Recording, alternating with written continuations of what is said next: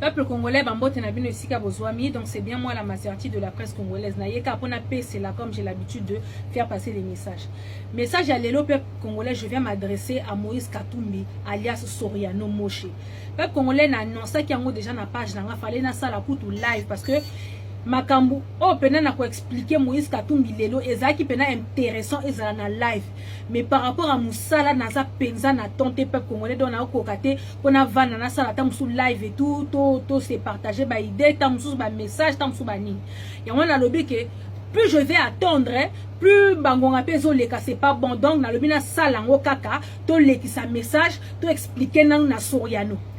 Voilà, donc avant tout vraiment ba mote na bino sika bozwami ya bino ye Maserati na yeka pona opese la comme d'habitude. Alors, Moïse Katumbi alias Moshe Soriano. Moïse na yebisaki yo que l'échec de ta carrière politique ne regarde en rien Martin Fayoulou.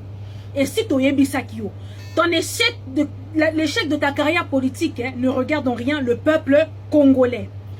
Na yebisaki yo o kanga ba mbwa na yo Olivier Kamitatu na Francis Kalombo. To moni que non yo ozo sa la batu ba je toi tu es vraiment un serpent aux apena Judas donc olingi kokene na bisoti na suka et nous aussi on vient maintenant t'exposer toi expliquer na nous na peuple congolais peut toi expliquer au peu de Katumbis qui te reste qui es-tu.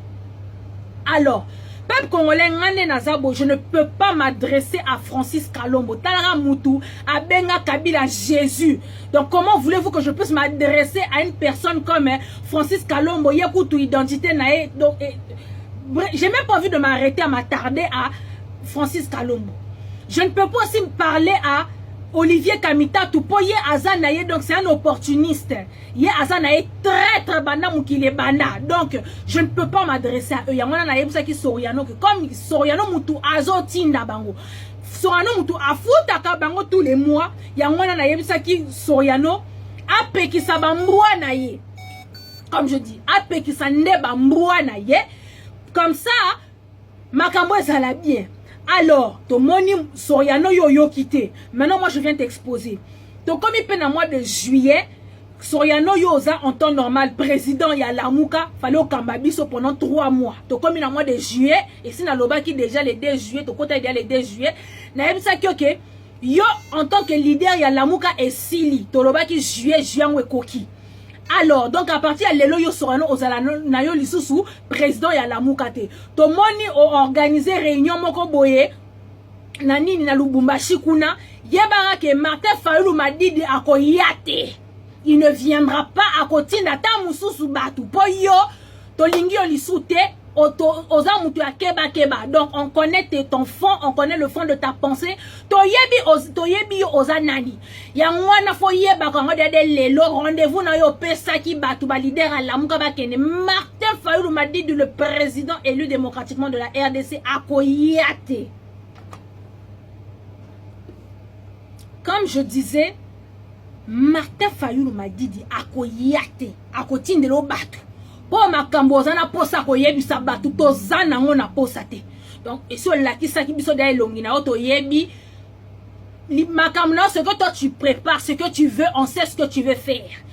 Peuple congolais sikoyo ma solo e bandi sikoyo. Boyo kanga. Les Katumbistes, les peu de Katumbistes qui restent là, on va soutenir Moïse Katumbi ta mzuzu pour akate la rabino ba mikie pour ye moyen de pression na eza la rambongo bino mo boyo kaka Moïse Katumbi les multimillionnaires ngamo na sale les vidéos analoba Moïse Katumbi azana na mbongo ba danger mais fallait que to défendre pour azala ki mutu na biso. Voilà. Donc en tout cas le peu de Katumbistes qui restent, comme j'ai dit, hein, ton défendant qui passe à qui m'a dit, en tout cas, le peu de Katumbistes, bah, oh, bah, landa, ka Moïse Katumbi, bon, font la mama koutou, bon, font la mama toyi, les lots na pour na ko exposer Soriano aux yeux au-dessus de tout le monde. Si ko bo yo kali solo, ya somme au peuple congolais. Moïse Katumbi, Soriano, on te connaît, na yep, ça qu'on en a dossier, nous, maman, beaucoup. Interpol, nous, toi, benginga. Moïse Katumbi, je t'avais dit, j'ai ton dossier ici, na bando tielo na se. Awa pesinga fe vert, toleka, eyinda kaka. Alors, peuple congolais, si kobo yoka ya minene eza awa, concernant Moïse Katumbi Soriano. Bah oh bazo ko s'attendre oh na loba que Moïse Katumbi tu es un Zambien. Oyi bakaba minéré. Moïse Katumbi Kutu asala il voyage souvent que na mboka moko boy po asala ba deal. Nga Kutu naza kunate. Faut pas avoir fait bac plus 5 pour savoir que Moïse Katumbi c'est pas un Congolais. Faut pas ça la science politique pour comprendre que Moïse Katumbi a un boy. Donc faut pas la mutama yele makasi pour comprendre que celui-là c'est un danger. Faut pas donc Toyebani il est visible comme dans un livre comme ça. Sikoyo boyoka. Parce qu'on est tant ça la kaba vidéo boy na ça rabino que quand to bimaka on sait de quoi on parle. Pour to zarana matière. To yebi makam to zoya oloba. Soriano, je sais que tu me suis actuellement là. Je sais que vidéo et que comme là yo. Yoka. Et tu sais ce que je vais dire aujourd'hui. C'est la vérité makam nazo bete là. Peuple congolais. Moïse Katumbi alias Soriano le multimillionnaire, ce qui est le multimilliardaire. Boyeba qu'à partir y a l'élo Moïse Katumbi, il est devenu pauvre. Moïse Katumbi azali suna mbongo te, mbongo esili. Soriano, tu vois ton moyen de pression là. Oyo zwaka opesi batu po batu ba fingela yo batu. Mbongo wana binisaka po futaka batu peuple congolais boyeba ka parti ya leloko etika la ka kombo Moïse Katumbi etika la ka étiquette etika la ka ke ba trafic d'influence po Congo etambolaka na trafic d'influence peuple congolais. Soriano ndenga zana peuple congolais mbongo nyonso tu esili azali suna mbongo te mbongo ekelefe. Donc bino banzoi ya Moïse Katumbi o bino bo lele la ba miette ya Soriano tam sa pesa bino mo ya mikie bandeko commencez à prendre le large pour na yebi ki la minute bino bozala na Soriano kaka pour intérêt. Moïse, je t'avais dit quoi que les Congolais qui sont autour de toi te suivent juste parce que tu as de l'argent. To linga kayote bana lelo ti Jésus a kozonga ata 7 fois. To linga kayote, on ne t'aime pas. Toi, tu ne fais que acheter les gens, acheter les gens, acheter les gens. Tu achètes l'amour. Au monde Martin Fayou, c'est le peuple qui l'aime. Afutanani. Hein? Afutanani. Alors, dans le peuple congolais, je rentre maintenant dans le vif du sujet de qui est Soriano. Peuple congolais, Moïse Katumbi Nenga Zawana, quand il était au Congo, na Katanga kuna, na Lubumbashi, toyebi que Moïse Katumbi azalaka na commerçant. Lui c'est un businessman. Ayibaka ba minéraux akena oteka. Musala ne yango wana. Koyiba ba nini comment on appelle ça ba uranium akena oteka. Musala ne yango wana. Siko Moïse Katumbi nenga zawana na minute où je vous parle peuple congolais bon moni tanga zaki na Congo. Avant akende exil na Bruxelles. Asala ba cop na batu ya mafia. La mafia pena kok boyoka mafia. Ba o ba simbi mondo yo. Akeno sala ba deal na ye na batu mafia. Il avait promis aux gens de la mafia kakote que la bango uranium pur que ayebi sike bimaka donc c'est bon ba sala makambo nyonso. Quand je vous dis que c'est des sommes et des sommes, donc c'est des milliards et des milliards de dollars. Fallait donc après ça ba minele ba minéré wana donc uranium bolim ça musala mina loba kaka. Donc peuple congolais bolim ça comme je disais yé donc et tout ba pesa qui est déjà ba parti donc ce qu'on y à ce moment là fallait appeler ça ce qu'on uranium pur na bato ba mafia. Donc quand tu vois les gars de Interpol donc ba o ba simbi makambo bato ba mbongo boyoka kapenza. Entre-temps Soriano na Kabibi pe ba sala mwa deal na bango mo mwa likopa na bango mo boye fallait bimisela bango sko mbongo. Soriano, toi tu es un juif. Toi ebe ke bino ba Yuda bolela mbongo grave. Boa ba tupe ya ba grand coopérant boa ba ta mafia.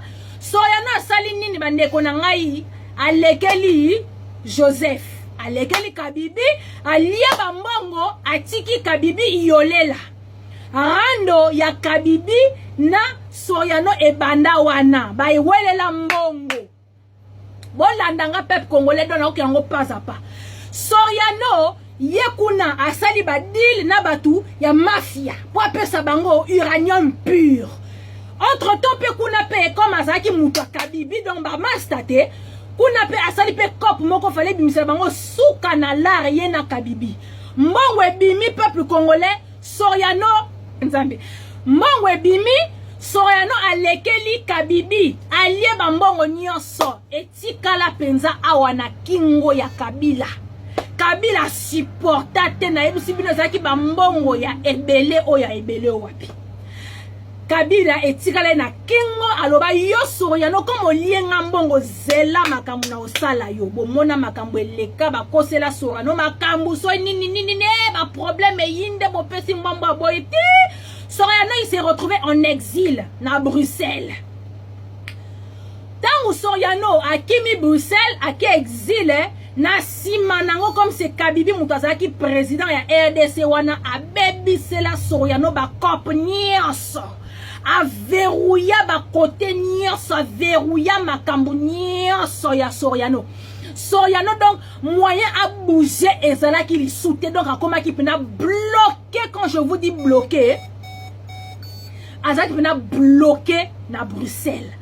Akende boye ebeti poto. Azongi boye ebeti poto. Asala boye ebeti poto. Donc Soriano na mito quand je vous dis que Azalaki dans la merde na Bruxelles kuna. Il faut à vivre. Entre temps, Bobos naïm saki minoke fa prometa ki uranium pur na batu ya mafia. Bimo boye mi ndele baza les blancs baza ba mastate. Makamba mbongo za makamba mbongo total apena makambu ya ba fimba les parrains ma so makamba ba mafia. To mona kaka mbongo eza mbongo. Au PC eloko to donc c'est un échange, je te donne, tu me donnes. Si tu ne me donnes pas na leki on a bomi ou ezalaka bongo bato ba mafia wana total ape ba film belé. Donc on y a à peu près de quoi on parle. Makambu Soriano il se retrouve dans cette merde là. Kuna pesko ba comme réclamer mais yo au prometa ki biso ba uranium pur. Ba uranium moi même mo boye ba sala nina uranium. Soki ba comme ça rango da ba nini. Bref, moi je sais pas vous expliquer qu'est-ce que les gens de la mafia font avec l'uranium.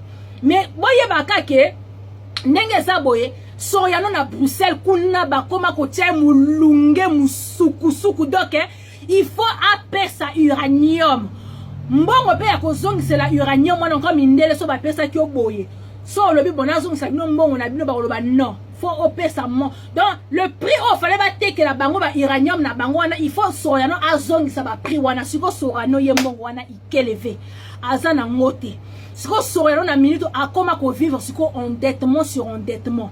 Endettement sur endettement, crédit sur crédit, hypothèque sur hypothèque. Ba bloquer ba compte na ye azalaka nango na ba île Canaries. Ba bloquer ba compte na ye azalaka nango na ba compte suisse, dans les comptes offshore. Ba compte na nyonso ba toma fait ba bloquer. Donc peuple congolais boyoka. Ba bloquer ba compte na ye azalaka nango dans les îles Fidji. Donc esika Soriano akimisa ba mongo bato mafia ba bango ba semi monde na minute ba bloquer makambu nyonso ya Soriano il vit sur hypothèque a hypothéquer ndako a hypothéquer ba entreprise a hypothéquer ba affaire aza hypothèque sur hypothèque. Soriano comme il vit comme ça il vit au-dessus de ses moyens. Donc il emprunte parce que emprunter Soriano à Vivakana ba nyongo kodefa. Alors si ko temps moni bongo entre temps pe ba élection pe yobima na Congo wana Soriano asali nini na diembela na ngai Chilombo. Tout le monde est conscient que Soriano soutenait la carrière de trucs, soutenait la candidature, excusez-moi, de trucs de Chilombo, parce que Chilombo, ça a eu des pestes, tant que tout le monde a eu des pestes, parti mounene, donc et tout, Chilombo, il avait plus, il avait tant que moi, chance, moi, qui leader, par rapport à qui m'a quitté, na bango, il y a, oh, il dépaisse, il y a moi, Soriano, le bas, donc, ce que je vais faire, na kangamananga na Chilombo, na meka ko soutenir Chilombo par rapport à sa carrière et par rapport à sa candidature pour que ceux qui l'élo Chilombo a comme président na zonga na Congo na kende ko bongisa ba cop nanga. Donc depuis le début de cette campagne bandeko nangai Soriano yekutu intérêt ya Congo eza na mutu na été situation ya Congo eza na mutu na ete Congo ane bonga eza na mutu na ete ye na mutu na eza nde comment il va faire pour rembourser les uranium à Batou azo defa. Donc il faut akita na Congo comme c'est sur au Katanga là-bas qui gère comment il va faire pour pouvoir kozongisa bakepe na Genève à soutenir Petit Lombango. Baké Genève, arrivé à Genève, Chilombo, papa, je retire, à Salel Bissonini, retirada. Bon, moi, ce qui s'est passé, caméra et les caméléons, puis à lundi, mais c'est 15%. Si yo, Soriano na Sony Wana, il aurait pu, Kolanda, mais c'est 15%, mais à Sani, bon, ok, comme qu'on est que déjà. Donc, toi, tu attends, moi, poids et pas ma fa, kanenge zalaka, parce que, bah, on sait, moi, tête à tête, kanenge zalaka. Pour ceux qui y est il avait retiré sa signature à ce moment-là, bandeko nanga na yebisi bino que batu balinga baloba parce que lui-même il sait que il est à balinga kayete Soriano. Il sait que le peuple congolais ne l'aime pas. Tout le monde a déjà très banam qu'il est banda, ba vient nanga ba odombo, ba vient nanga ba Zoro Bilel et si ba lobara déjà que ya zalaka traître. Donc so il est pas retiré que signature ne wana il nga ke indela Soriano donc a lobby akangika mutema lobby bon ce que je vais faire toi tu attends sou pour pas mafa tamso que simba. Il est dans sa tête, il faut azonga Congo, à Keneko zongisa, ba uranium abatu. Bo yoka li solo peuple congolais, ba kamboza ya minene. Soriano on a obimi solo lelo, eza premier soin. Mais faut la si ça nous premier soin, pour deuxième soin, na yebisi bino makambu, on a solo ba peuple congolais. Et où tu n'interpolles? Eza ya minene. Bref. On a qui présidentiel en onengele kaki Chilombo ba pesa ye pouvoir et pas Kabibi, ba sala deal na bango. M'a frappé de l'autre côté en train de réclamer sa vérité des urnes. Donc comme il y a Kangama Idei pas Mafakuna, Chilombo pe comme na Kabibi, Soriano na Kabibi, bazana ba rando na bango na pete la Kibino déjà au début. Donc moi et Simbeza qui était donc le seul recours ezande to Kangamaka na Mafa, to sala kaka na Mafa. Nebo moni makambango ezo kende. Sikoyo ya zo mona ke la vérité des urnes de Martin Fayulu combat obiso so tozo bundela. Yes, quoi, zo monake, ezo umela, ba mindele peuple congolais, ba toi mafia na yebisi bino ba kateli Soriano temps. Parce que e umeli trop, il a trop attendu, ba pesi date. Date wana ezo lingo koma. Soriano ayebi eloko ko salate, asuki, azo luka donc. Nandenga sala ki retourne na Congo wana boyoka ki bilobela ne alobaki na nini comme na France 24 biso to bimek poto défendre yeka rapport azala ki mutu na biso soi-disant. En fait, il est en train de préparer son terrain. Si kota wa kitaki na Lubumbashi kuna peuple congolais to monika ba mukili na yake na ko defa batu na Zambie. Bah yo tondi selaye Lubumbashi wana donc c'était pas c'était pas que des Congolais, il y avait des gens de la Tanzanie, il y avait les gens des Burundi qui étaient venus remplir pena le Lubumbashi jour wana peuple congolais. Boyo kasiko peuple congolais yesko Soriano tanga kitaki na Lubumbashi kuna na tourner na ya linga ki asala ezaki nango kaka ba Greco. Soriano kitaki na ba boule systématique na peuple congolais. Akitaki po asenga na Chilombo aki osengele ba pardon et pas Kabibi abonde la Kabibi po Chilombo mais c'est 15% comme na mwasi ya Kabibi ta mususu Kabibi akokitisa mutema ayebisi Chilombo yebisa Kabibi pardon s'il te vraiment ko donc dans le colo Kabibi ayoka mawa ko soki bambongo zongi akozongi c'est la Kabibi bambongo. Kabibi ayebisi Chilombo peuple congolais boyoka. Kabibi ayebisi Chilombo omoni makambu ya ngana Soriano mitali yote. Kokota te koyoka te kotiana yom. Donc bosana so lingite na balu kelo na seconde ko. Kabibi ayebisi Chilombo ce mec là Soriano il m'a humilié.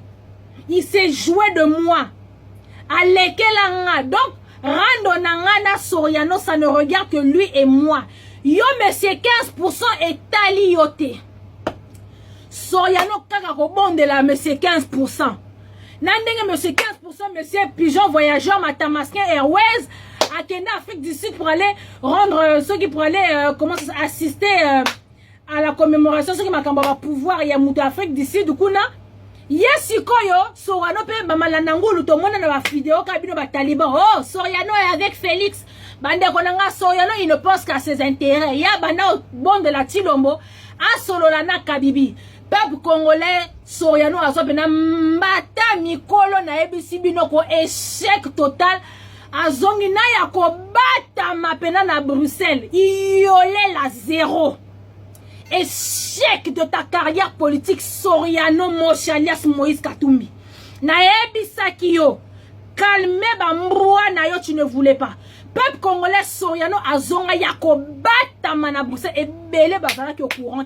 Ngam na rêvé ça, on a rêvé ça qui est là. Bonne arrivée à Bruxelles. Azonga na Bruxelles Yako Batama. Sikoyo, Soriano Nengazana, peuple congolais, Bamindele Bato Mafia. Bah, qu'atelier temps, bah, et que à telle date, il faut que tu nous rembourses notre réunion. C'est soit au collègue caillot, soit il va se passer quelque chose. Donc, il faut que tu règles le problème. Yangwana bo moni azotinda ba mbrua na ye ba kamitatu, ba kalombo ba azotinda ba pipiu ba nzoi na ye. Ba ridiculiser Martin Fayulu. Pour ye but na ye ezake azonga na Congo wana Kabila pe lobby moni yo awa. C'est chez moi, c'est moi qui gère. Pour te dire que mais c'est 15% n'engazana, il dirige rien. Il y a ça les guignols, les panthères, les placebos, to yebi. Donc c'est pas lui qui dirige, c'est pas lui qui gère. Donc celui qui gère la RDC na mito c'est Kabila depuis Kingakati. Soriano n'engazana monsieur, laisse tomber. Problème n'est si quoi yango na peuple congolais.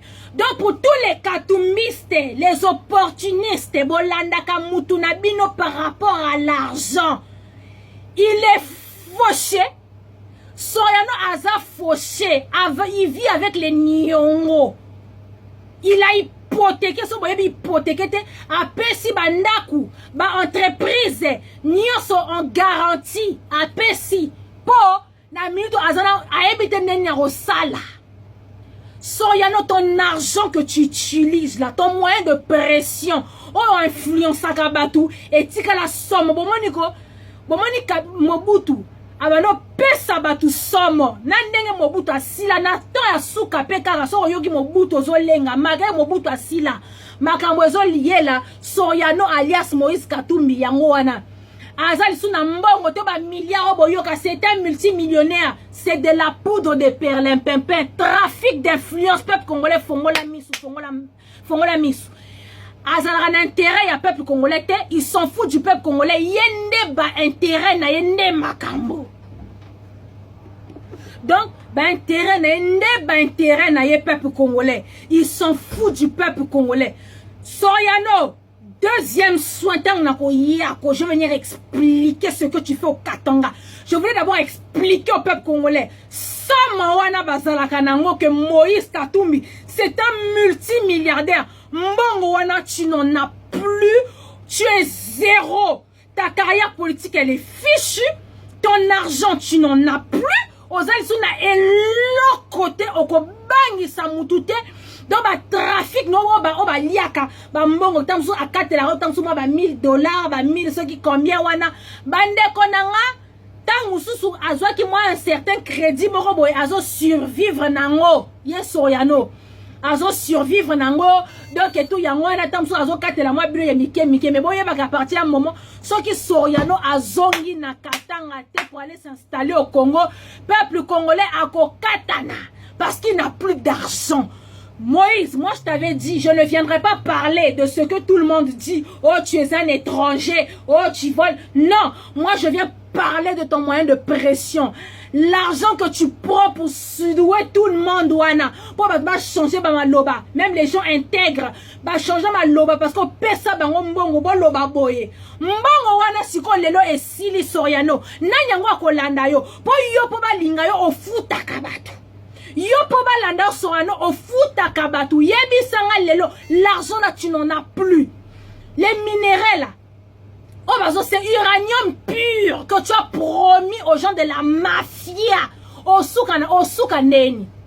Yebi sanga tu vas faire comment?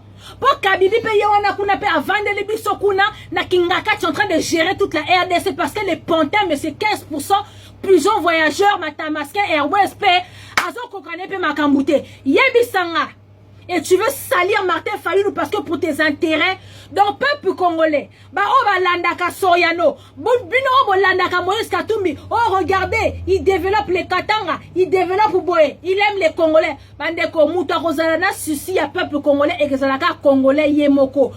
Yé monsieur 15% to longo lié pour yé déjà. On vient d'apprendre qu'il n'est pas 100% congolais. Il y a un azana yé pendant un souci à peuple congolais. Il faut moi na moka azana un souci à peuple congolais. Bah tout le monde là bah Soriano. Ils s'en foutent du Congo. Akosa nina Congo. Yé mbongo. C'est un commerçant.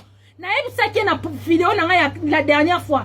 Laisse la politique aux politiciens. Yoza commerçants. Continue dans ma cambono ya commerce. Yo kanisa que non tes influences. Pourquoi depuis tu veux pas faire tu peux pas créer ton parti politique? Parce que tu sais que oko kama kambute odieme la kakaka. Yo soero odieme la kana ma parti politique abat. Soko yo ki kuna oki odieme li. Na mi to zan ensemble. Koko kyungu wana to ataka koko kyungu. Ba ça n'importe quoi ba to ensemble. Yo comme na biso la muka kuna ba to ensemble ba ba n'importe quoi ba zo kama na chilombo. Toi on t'avait dit ça là. Nos politiques, vu qu'apparemment tu as de l'argent, tu peux tout financer. Au Coca-Cola, là, parti politique, non, t'es pas nanini. Pourquoi? Peuple congolais, Soriano, il s'en fout du peuple congolais. Bah, bino, oh, bah, les aveugles, là, les katumbis, les aveugles. Tu as évité mon lande, là, Soriano, on n'y a pas, tu as évité. Et là, ça, la peine, bah, fina, bino, pe, tout le monde a caté. Mais bon, bien, la peine, Soriano, oh, Soriano, Moïse Katumbi, on va le Moïse Katumbi à un niveau, Moïse Katumbi, c'est un étranger, c'est pas un Congolais. Lui, il est au Congo pour ses intérêts, il sert ses intérêts. Au moins, Soriano, bino, nyo, surtout, bon, il y a un bon peuple congolais, et que Kanga, bino, na Kingo, tu as volé combien de milliards? Combien de milliards tu as volé des minéraux au Bimisakanaba, Boutou, et Kotaranaba, Tanzanie, Kuna? Au moins, il y a des milliards, au moins, il y a des milliards, botoli yango. Ba botoli ba milliards no nyoso. Et tu as Combo, Moïse Katumbi le multimilliardaire. Papa na mbongo wapi. Ya ba hypothèque. Bo mbanda kuna esasu ya yote. Ba entreprise esasu ya yote. Donc ozongi si ba ninyangote ba uranium pur wana que tu avais promis tant que tu ne rembourseras pas ces uraniums là de cet argent là, papa tu es rien. Tu es fini Moïse Katumbi. La fin de ta carrière politique. Martin Fayulu, tu voulais combattre Mafa pour tes intérêts à toi, alors que Mafa est en train de se battre pour l'intérêt du peuple congolais. Au moins, Nzamba confondre. Au moins, et que Kangwana Kingo, ton rendez-vous que tu as donné au leader de la Moukako, Mafa ne va pas venir. Zelata Moussouba Missouba Yela Okuna, mais Martin Fayulu ne viendra pas à Rotinda Batounaye parce que lui c'est le président. Comprendre? C'est le président de la RDC. Quand Beng sera nabalo yengete yo soyano. Quand Beng sepe nabalo yengete, il viendra pas à Rotina ne Batou. Et puis de toute façon, tout ça en juillet, mandat na yo na kata lamuka et si tu n'es plus le président. En plus, tout ça là bien. To tchalo mutali bosso au kamba lamuka. Pour ce que tu as le deuxième tour, le troisième, on y a comme ça la biso souka na ba dégana ya ba kata. Mais to tchalo mutali bosso, ya mwana bano freiner moi moukier. Ça tombe bien comme tu étais le premier. Bima Pelibella maman, on ne veut plus de toi, escroc aventurier. Soyano, premier soin. Yangoyo. Si tu ne veux pas que je sorte maintenant ce que tu trafiques dans le Katanga, Nabanami qui est. Si tu ne veux pas que je sorte le reste maintenant encore plus grand, Naebuso, dossier no awa. Naebi kokomi fauché nengenini. Comment je sais que tu es devenu fauché, que tu n'es plus rien, que tu n'as plus d'argent? Et si comment pour les leaders de la Moukakoutou, ils sont même pas au courant de ce que je suis en train de dire. Et puis je voulais éclaircir une chose quand même avant de ta vidéo. Peuple congolais, la carrière politique, la campagne de Martin Fayulu, tant que Martin Fayulu, il est ingrat. Moïse Katumbi, il a financé la campagne de Tala. Keba Kanabino. Mais non, vous connaissez que Martin Fayulu est pauvre. Hein? On vous a dit que Mafa il est pauvre. Avant que Lamouka est Salama, avant Bossala Lamouka ou en avant Lamouka est Salama, Martin Fayulu il s'était déjà présenté à la présidentielle. Alors que je me présente en tant que candidat. Alors avec quel argent? Parce que ma fout à Ramon.